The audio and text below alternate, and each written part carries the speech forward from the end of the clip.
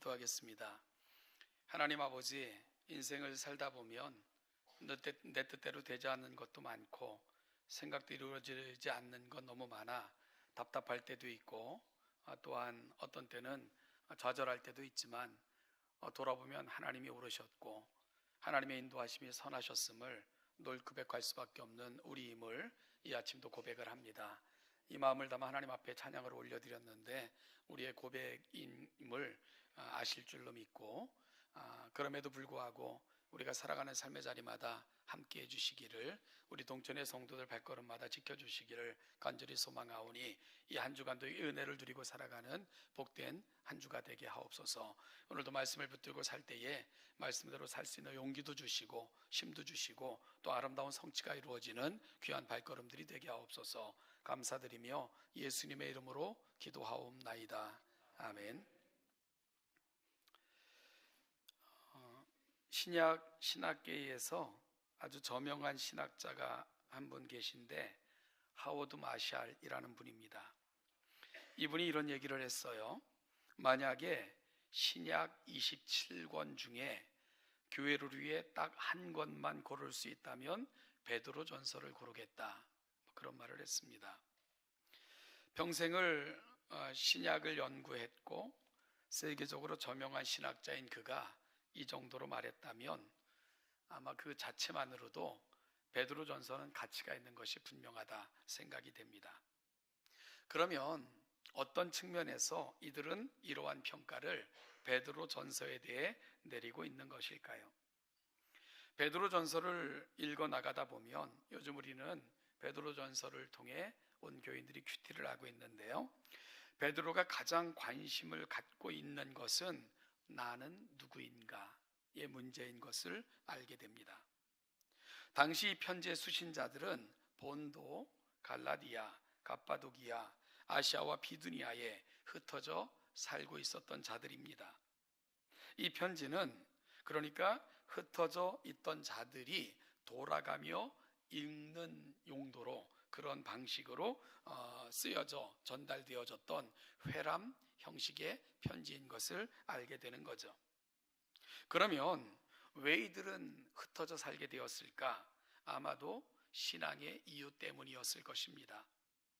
때로는 신앙의 박해를 피하여 혹은 신앙의 자유를 찾아 이곳저곳을 떠돌며 살 수밖에 없었을 것 아닐까라는 추측이 농후합니다.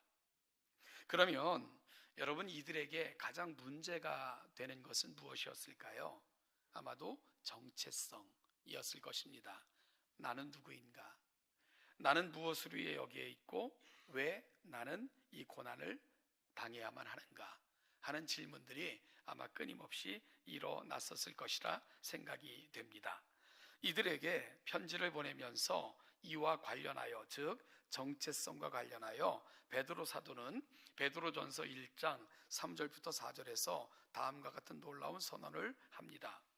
우리 주 예수 그리스도의 아버지 하나님을 찬송하리로다.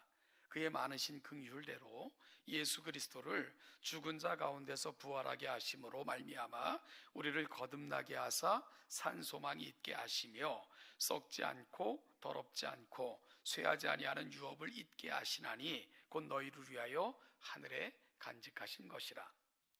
베드로는 그리스도인들의 정체성에 대하여 다음과 같이 알려줍니다.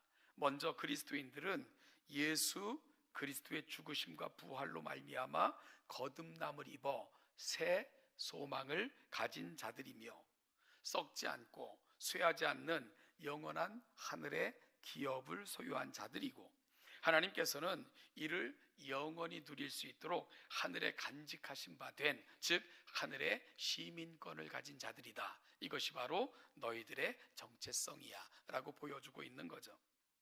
그러면서 이 모든 것을 종합하여 아주 놀라운 선언을 하게 되는데 베드로전서 2장 9절 말씀입니다. 우리 성경을 가지고 계신 분들 2장 9절을 같이 한번 읽어볼까요? 시작. 그러나 너희는 택하신 족속이요 왕같은 제사장들이요 거룩한 나라요 이는 너희를 어두운 데서 불러내어 그의 기이한 빛에 들어가게 하시니에 아름다운 덕을 선포하게 하려 하심이라. 하나님께서 택하신 족속이며 왕 같은 제사장이여 거룩한 나라여 그의 소유된 백성으로 삼은 사람들, 바로 이것이 그리스도인들의 정체성이다 라고 알려주고 있는 것입니다. 그리고 우리 동천의 모든 성도들도 이 말씀을 꼭 기억하길 원하시는 것은, 이 놀라운 선언은 오늘 저와 여러분들의 정체성의 문제, 정체성에 대한 확고한 대답이기도 하기 때문입니다. 우리가 성경을 읽어보면요, 특별히 신약 성경은 특별히 바울 서신은 그런데 그 구조가 거의 대부분 두 파트로 되어 있는 것을 확인하게 됩니다.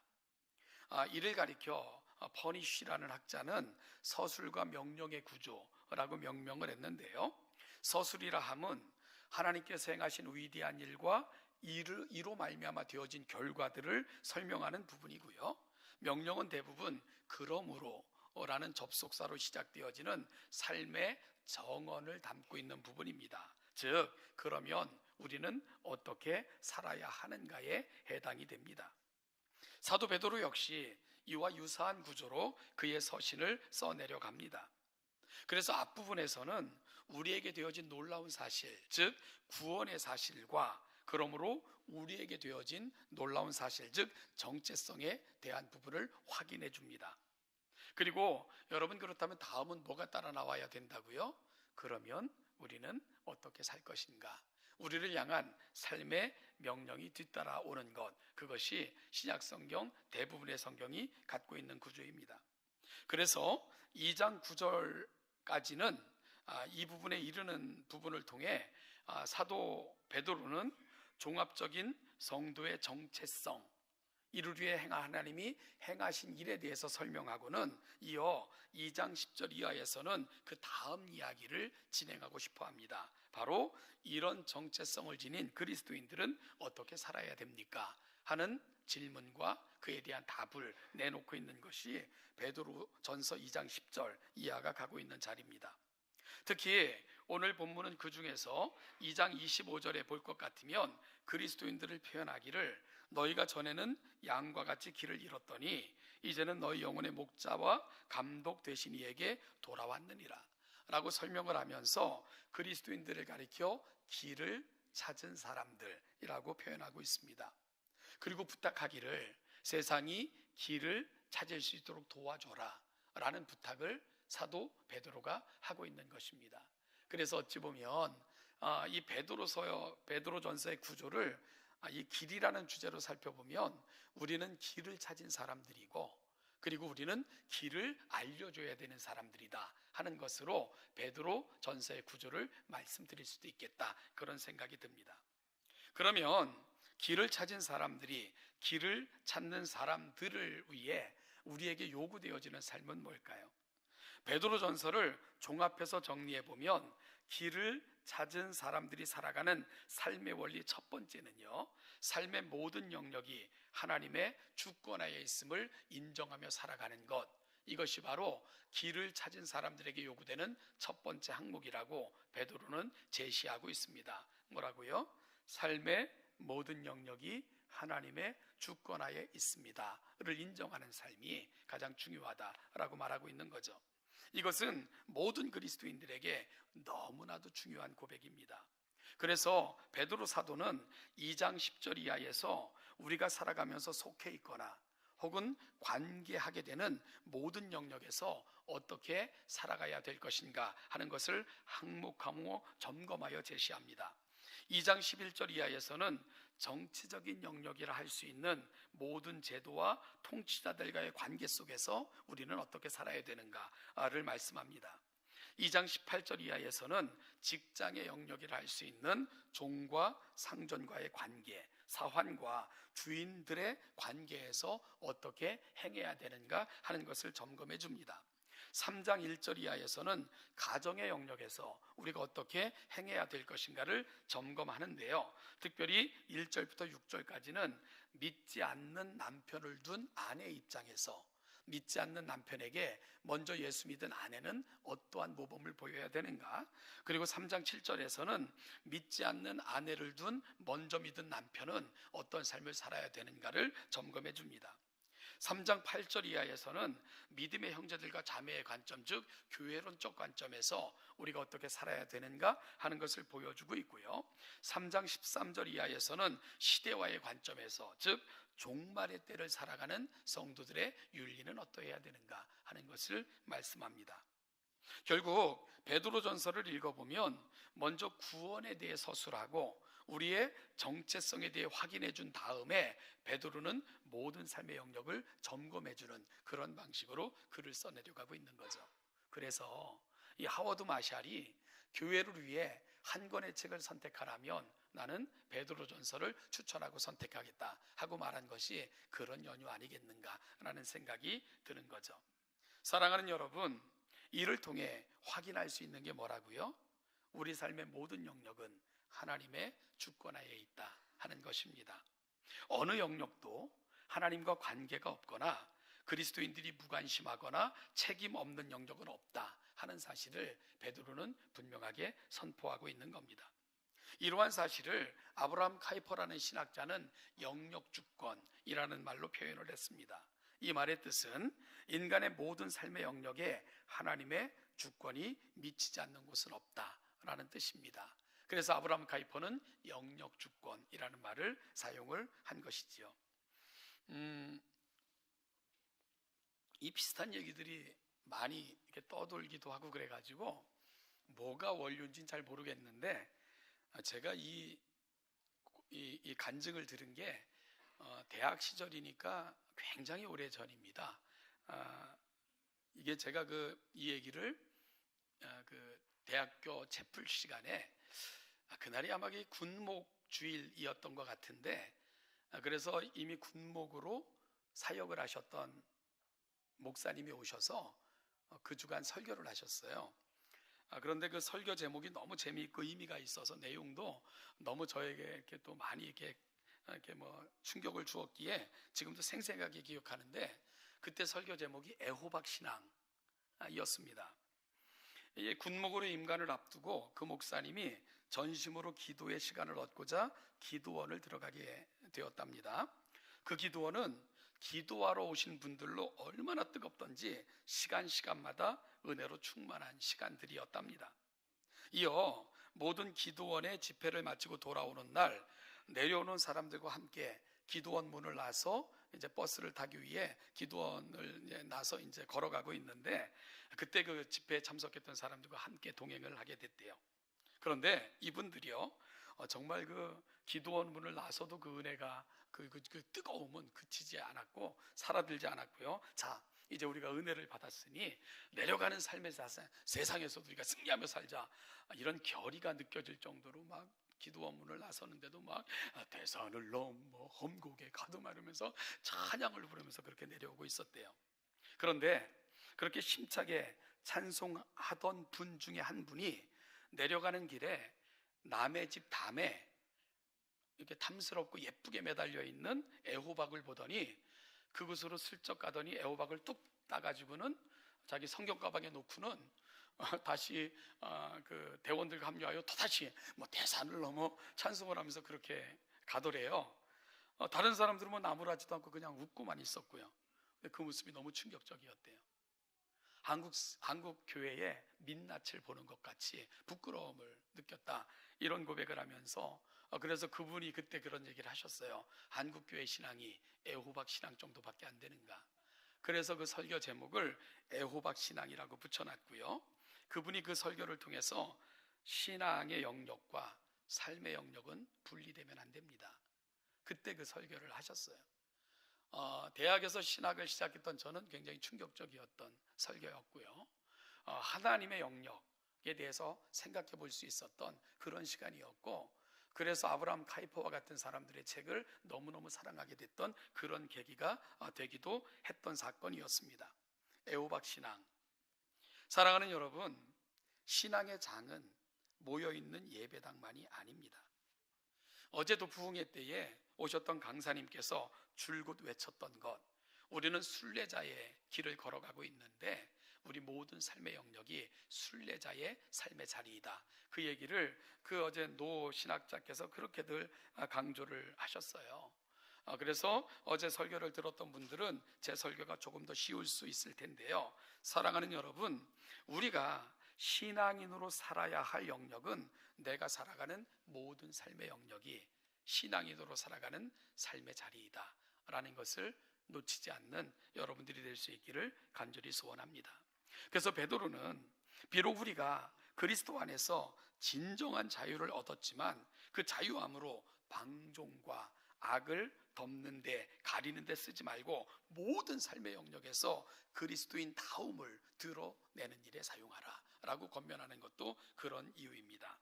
사랑하는 동쪽교회 성도 여러분, 지금은 예배당에 모여 계시지만 여러분들이 예배당을 떠나 가정으로 돌아가시든 직장으로 돌아가시든 사업체 혹은 한 국민으로 살아가는 이 나라의 백성들로 살아가시든 내가 하나님의 자녀인 것, 바로 내가 왕같은 제사장으로 부름받았다는 것, 나는 하나님의 거룩한 권속이고 영원한 천국에 소망이 있는 자임을 놓치지 마시고 여러분들의 모든 삶의 자리를 하나님의 영역, 그분의 주권이 미치는 영역으로 삼아 고백하시며 살아내시는 우리 동천의 귀한 성도들 되시기를 주님의 이름으로 축복합니다. 여러분, 둘째로 길을 찾은 참빛 가운데 사는 사람들이 살아가는 삶의 또 다른 고백은 우리는 모든 삶의 영역에 파송받은 선교사입니다 라는 고백을 놓치지 말라는 거죠. 우리는 모든 삶의 영역에 파송되어진 선교사들입니다 라는 고백을 놓치지 말라는 거예요. 베드로전서는 특별히 먼저 예수를 믿고 거듭나 산소망이 있는 사람들이 믿지 않는 사람들과의 관계 속에서는 어떻게 살아야 되는가 하는 것에 대해서 집중적인 권면을 담고 있는 책이 베드로전서입니다. 그래서 베드로전서는 전도용 서신이라기보다는 먼저 하나님의 은혜를 받은 사람들로서 믿지 않는 사람들과의 관계 속에서 어떤 삶의 모습을 만들고 보여줘야 되는가 측에 강점이 있는 그런 책이 베드로전서입니다. 앞서 우리가 살핀 것처럼 믿는 자로서 믿지 않는 정치 지도자들에게, 또 믿는 종이 믿지 않는 상전이나 믿는 사환이 믿지 않는 주인에게, 믿는 부인이 믿지 않는 남편에게, 믿는 남편이 믿지 않는 아내에게, 그리고 이 교회 안에서 그리고 시대 안에서 우리는 어떤 삶을 살아내야 되는가 하는 것들을 점검해 주는 책이 베드로전서입니다. 저는 이 모든 삶의 자리에서 가장 중요한 것은 어쨌든 사람과의 관계 아니겠습니까?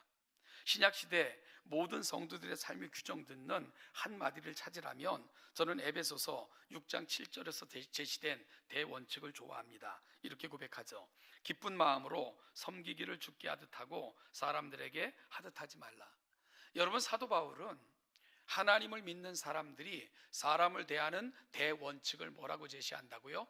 주께 하듯 하라 라고 제시하고 있습니다. 서로를 대할 때 주님을 대하듯 하라는 겁니다. 사도 베드로도 그리스도인의 삶의 대원칙을 한결같이 하나님을 두려워하며 하나님의 영광을 위해 오직 하나님의 종과 같이 하라, 모든 권면에서 이 부분을 계속 되풀이하면서 우리가 어떻게 살아야 될 것을 점검해주고 있습니다. 여러분, 이러한 태도는 모든 인간관계에서 보여야 할 삶의 대원칙이다 라고 성경의 저자들은 끊임없이 제시하고 있는 것입니다. 그게 뭐라고요? 주께 하듯 하라. 만나는 모든 사람들을 주님 대하듯 하라. 이것이 바로 그리스도인들이 서로를 대하는, 사람을 대하는, 그게 믿는 형제이든 믿는 자매이든 믿지 않는 세상 사람들이든 누구에게나 그와 같이 해야 된다 하는 대원칙을 제시하고 있는 것을 놓치면 안 됩니다. 얼마 전에 아파트 경비원을 폭행하여 죽음으로 몰아갔던 공분을 산 사건이 있었죠. 저희 가족이 함께 밥을 먹다가 그 뉴스를 함께 보다 저희 딸이 그러대요. 참 못났다. 그러대요. 참 못났다. 그 말이 제게는 너무 큰 메아리처럼 귓전을 맴돌았습니다. 참 못났다. 사랑하는 여러분, 왜 우리는 주님을 대하듯 말 한마디 행동 하나에도 인격을 담고 사람을 향한 존경과 경외심을 담아내야 합니까? 그것 왜 서로를 대할 때 우리는 서로를 주님을 대하듯 해야 됩니까? 우리는 선교사들이기 때문입니다. 우리가 믿지 않는 사람들에게는 유일한 하나님을 보여줄 수 있는 유일한 사람들이 바로 저와 여러분들이기 때문이에요. 우리의 말과 행동이 믿지 않는 사람들에게는 성경이며, 우리가 그들을 대하는 방식이 그들에게는 교회의 본질을 보게 만드는 유일한 근거이기 때문에 그렇습니다. 그리고 우리가 유일한 복음의 통로로 세상에 파견된 자들이기 때문에 우리는 우리가 만나는 모든 사람들을 주님을 대하듯, 죽게 하듯, 하나님을 경외하듯 하나님의 종과 같이 그 인간관계들을 만들어내야 됩니다. 내 삶의 모든 영역은 내가 파송받은, 나에게 주어진 나의 선교지이며, 나는 그 모든 영역에 하나님으로부터 파송되어진 선교사이기 때문에 우리는 그와 같은 그 마음의 고백을 담고 우리의 삶을 살아내셔야 됩니다. 사랑하는 동천교회 성도 여러분, 여러분이 살아가는 모든 삶의 영역은 여러분들의 선교지입니다. 잊지 마시고 선교사인 나는 사람을 어떻게 대하며 어떻게 살아가야 될 것인가 놓치지도 말고 잊지도 마시는 우리 동천의 모든 성도들 되시기를 축복합니다. 셋째로요, 길을 찾은 참빛 가운데 사는 사람들이 살아가는 삶의 모델은 예수님이셔야 됩니다. 예수님이셔야 됩니다. 오늘 본문은 특별히 믿는 사환이 믿지 않는 주인에게 어떻게 해야 되는가 하는 것을 설명하는 본문입니다. 대원칙은 순종하라입니다. 선하고 관용하는 자에게만이 아니라 까다롭게 구하는 자들에게도 그리하라 라고 말씀하십니다. 부당하게 고난을 당해도 그리할 수 있겠냐 라고 권면받는 것이 오늘 본문이 가고 있는 자리입니다. 어려운 요구죠. 여러분, 참 어려운 요구입니다. 베드로 사도는 그래서 이러한 어려운 요구를 하면서 우리에게 한 예를 제시해 줍니다. 그것이 바로 22절 이하에 기록되어져 있는데요, 우리 22절부터 25절을 다시 한번 교독해 볼까요? 제가 먼저 22절을 읽겠습니다. 그는 죄를 범하지 아니하시고 그 입에 거짓도 없으시며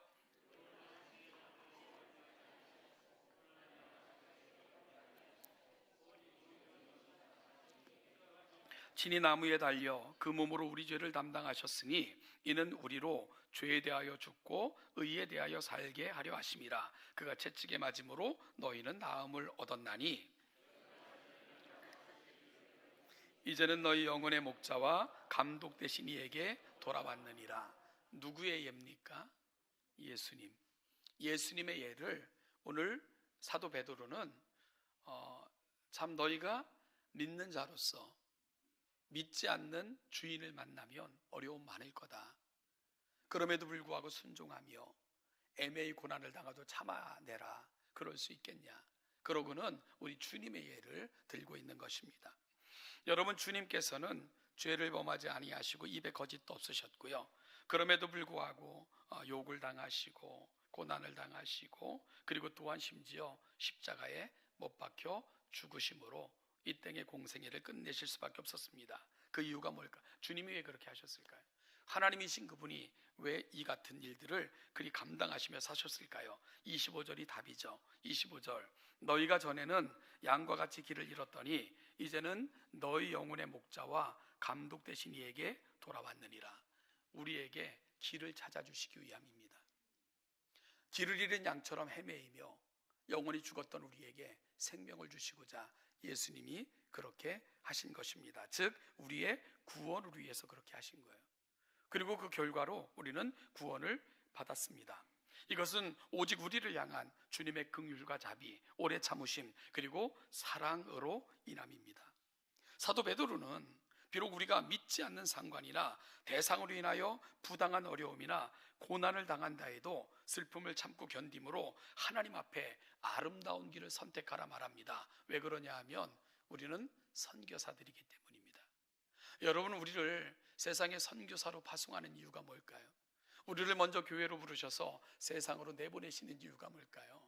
그곳에는 명성과 화려함과 칭찬이 있는 곳이 아닙니다. 우리를 통해 세상이 길을 찾게 하시려고, 세상이 빛에 거하게 하시려고 우리를 세상으로 파송하신 것입니다. 그래서 저는 앞서 우리는 모든 삶의 영역에 파송받은 선교사라고 말씀을 드린 거예요. 선교, 편한 것 아닙니다. 여러분, 편한 곳만 골라서 가면 그건 여행이지 선교가 아니잖아요. 하고 싶은 것만 하면 그건 취미 활동이지 선교가 아니잖아요. 선교는 어려움이 있어도 그걸 감내해야 되고, 힘들고 답답해도 견뎌내야 되고, 또한 정말로 하고 싶지 않아도 해야 되는 것, 그게 선교입니다. 왜냐하면 우리의 도움, 우리를 통해 복음을 들어야 되고 하나님 앞에 서야 될 그 영혼들이 있기에 이 수고를 감당해야 되는 것, 그게 바로 선교의 본질입니다. 우리 주님께서 왜 그 애매히 고난을 당하시고 죽기까지 아버지께 순종하셨느냐? 그래야 우리를 향한 길이 열리기에, 그래야 우리가 하나님 앞에 설 수 있는 자격이 주어지기에, 예수님께서 그와 같은 일을 감당하셨듯 바로 그 예수로부터 세상에 파송받은 선교사인 우리도 주님을 본마다 그와 같은 삶을 삶으로 세상에 길을 내고 구원하는 일을 감당해야 될 것 아닌가. 오늘 베드로 사도는 그와 같은 부탁을 저와 여러분들에게 하고 있는 것입니다. 여러분, 가정을 세워나가는 거 쉽지 않아요. 그럼에도 불구하고 가정을 위해 눈물을 흘리며 기도하시는 것은 그 가정이 나의 사역지이며 나의 선교지이기 때문입니다. 우리 사랑하는 선생님들, 내 애도 아닌데 요즘 애들 얼마나 말을 안 들어요. 그럼에도 불구하고 그 아이들 가슴에 품고 그 아이들 때문에 아파하고 눈물 흘리고 괴로워도 포기하지 않는 것, 그게 바로 하나님이 나를 보내신 나의 선교지이기 때문에 그렇습니다. 때로는 직장에서, 여러분 속해 있는 공동체에서 어려움을 당해도, 참 힘들고 답답해도 참고 견뎌내는 것, 우리 주님을 생각하면서 견뎌내는 것은 그것이 바로 하나님 나를 파견하신 나의 선교지이기 때문에 그런 것입니다. 사랑하는 여러분, 이 귀한 삶을 살기로 다시 한번 다짐해보는 오늘 이 아침이 되기를 간절히 축복합니다. 어제도 같이 찬양을 했지만 이 보네포라는 사람, 시대의 아픔, 답답함, 그 정말 하나님의 자녀로 살아가는 게 뭔가, 그 깊은 고민을 안겨줬던 시대, 그가 쓴 시가 있죠. 그게 선한 능력으로라는 찬송으로 우리가 부르는 시가 바로 그 보네포가 쓴 시입니다. 주 선한 능력으로 안으시네, 그 크신 팔로 날 붙드시네, 절망 속에도 흔들리지 않고 사랑하는 주 얼굴 구하리, 이전의 괴로움 날 애워싸고 고난의 길을 걷는다 해도 주님께 모두 맡긴 우리 영혼 끝내 승리의 날을 맞으리. 주님이 마신 고난의 쓴 잔을 우리도 감사하며 받으리. 주님의 남은 고난 채워가며 예수와 복음 위에 살리라. 여러분, 고난이 닥쳐도 주님이 내게 주신 은혜, 그래서 나의 나됨, 그래서 내가 가야 될 길, 이거 놓치지 않겠다고 바로 감당할 수 있게 해달라고 오늘 결의에 찬 고백을 올려드렸던 사람들, 오늘 우리에게는 그런 신앙인이 필요하지 않겠습니까? 그래야 세상이 우리를 통해 길을 보게 될 것이고, 그 길을 지나 우리가 서 있는 그 자리를 사모하게 될 것이고 흠모하게 될 것이고, 결국은 하나님의 은혜 앞에 함께 이르게 되지 않겠습니까? 사랑하는 여러분, 오늘 여기 앉아있는 것과 이 전을 벗어난 순간 우리의 삶이 달라지고, 오늘 여기서는 마음껏 찬양하여 우리의 입술에는 그 아름다운 언어들이 가득한 것 같은데, 이전을 떠나는 순간 우리의 입에서는 온갖 언어들이, 막말들이 쏟아져 나오며 사람을 대하는 것이 그렇게 무지하고 사람을 대하는 것이 그렇게도 무자비하면 어찌 그들이 우리를 통해 길을 찾고 길을 흠모하며 길을 볼 수 있겠습니까? 우리 동천의 모든 성도들은 내 삶의 모든 영역은 하나님의 주권임과 그 모든 영역 속에서 나는 파견받은 선지자임과 선지자로서 우리 주님이 보이신 그 모범을 안고 내가 살아가겠다고 다짐하며 여러분들에게 맡겨진 선교지로 출발하는 오늘 복된 이 아침, 여러분들의 예배의 자리가 되시기를 주님의 이름으로 축복합니다. 기도하겠습니다. 하나님 아버지, 오늘 우리를 또다시 불러 영광스러운 자리, 은혜의 자리로 인도하신 하나님께 감사와 찬송과 영광을 올려드립니다. 내가 받은 은혜, 그러므로 내가 누리고 있는 것들, 하나님 침잠되지 않게 도와주시고 드러나 보여지고 세상에 내가 찾은 길을 선포하고 보여주며 그들도 그 길을 걸어가는 일에 아름답게 사용되어지는 복된 주의 백성들 되게 하여 주시옵소서. 감사드리며 예수님의 이름으로 기도하옵나이다. 아멘.